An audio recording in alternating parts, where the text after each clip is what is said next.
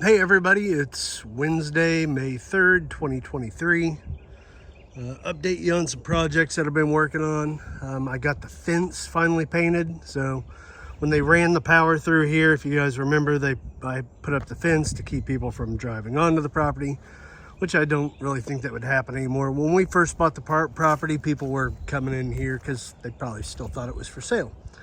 But it doesn't really happen now. But either way, finally got that painted black. It's pretty good. This is our service entrance. So we don't really use this as a driveway, but eventually once we're done, I think we need to get a guy out here to help us do some dirt moving, get some stuff smoothed out. So he'll be using this, but once we're done using this entrance, we're gonna seed that pretty good because right now it looks like a construction site. What I'm working on today, and I started it a little bit yesterday, is this whole storm ditch issue. Again, whoever the engineer was that designed the storm management system for Culvert Farms, hopefully he is no longer in business, because stormwater runs great and then it puddles up right here. But then this is a high spot all through here. And this high spot is a culvert there. Now that leads into the storm ditch that goes down to the pond. But the downside is this is all water coming from back here and then down here. It's not really that bad, so I'm not really concerned about it. Now, if the people that own this, they're super nice, younger couple, but if they end up having a big farm on here and there's all kinds of like fertilizers or whatever going in there, pesticides, might be an issue, but I don't think that's going to be a problem. But what I've tried to do is try to connect this, but there's no way to really connect it. The water kind of dead ends and stops here. So we're gonna go off-roading here for a second. The water stops here, and with this bald cypress tree, there's knees all over the place, so you don't want to really dig those guys up. But the water pools up here, and here's where it goes. Let's see if we find one of those sticks you shouldn't pick up. Meaning snake. So far so good, no banana spiders, no snakes.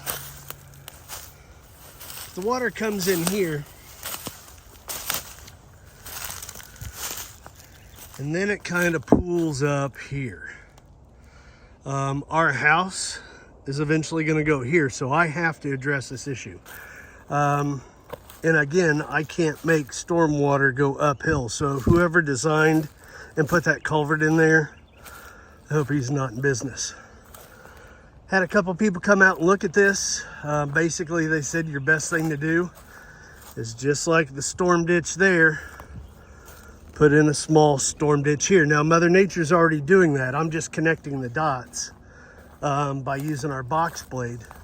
It looks bad right now, but if you guys remember this, that looked like a nightmare for the longest time. So I am using the box blade in the bucket of the truck right now to kind of cut a path to let the water drain. This looks horrible right now, but again, it's got to start somewhere. This whole area was full of water yesterday. And obviously standing water creates mosquitoes. So don't really want standing water. So I'm gonna let the water do what it's already trying to do. And this was our driveway, which I've now destroyed. But I'm gonna let the water continue to work its way back there, which it naturally did, until the company that we bought this from pretty much destroyed it. So all I'm doing again is connecting the dots of the low spots where the water naturally runs off back in that direction. Now, guys may ask, why don't you just connect it there? Well, again, it's water going uphill and I don't want a 6-foot ditch. Plus, if I dig this to the depth that I need it to drain into there, it's gonna not work because the pond will then drain this way. So, because that is higher than this. So, it's a multi-step process. This is just from being out here for a year and already having to do this once. But I'm gonna eventually have to buy a culvert. Culverts aren't cheap. Probably looking at, I don't know, $600 to $1,000 for the culvert itself. So it's not the end of the world, but they're not cheap. And I'll probably have to put in like a 6-inch or 8-inch culvert here, because it's not a lot of water, but it just stands there. So again, I'm doing this to see where the water goes and confirm it, and then that's the fun part, where you start making it look nice. But that's what we're working on today. So it's a good thing I was down here about to finish up the video, because Rudy just showed up, and even though I put out this caution tape and these orange flags, or the yellow flags, I guess, yeah, Rudy was going here pretty quick, and I flagged him down so he didn't hit this. That would definitely destroy a vehicle. But right now, this is pretty much carved out where I want the water to go. We just need a big storm or a good rain to figure out if that's really where it needs to go.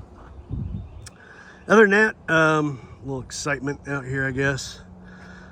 I didn't get on video, but I drove up there to get the mail, and if I didn't stop the tractor where I did, the bucket would have been sticking out in the road. And I don't know, for being a small neighborhood, we've got that one guy that drinks a lot and drives a side-by-side crazy up and down the road. I got a video that I'll show you from one time when I got it on film.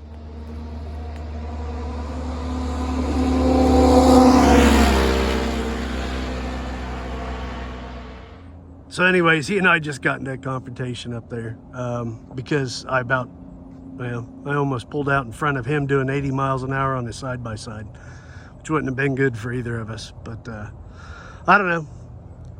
It's kind of like living on Funny Farm sometimes. There's always some craziness going on. But it's another great day out here at Deer Run Farm.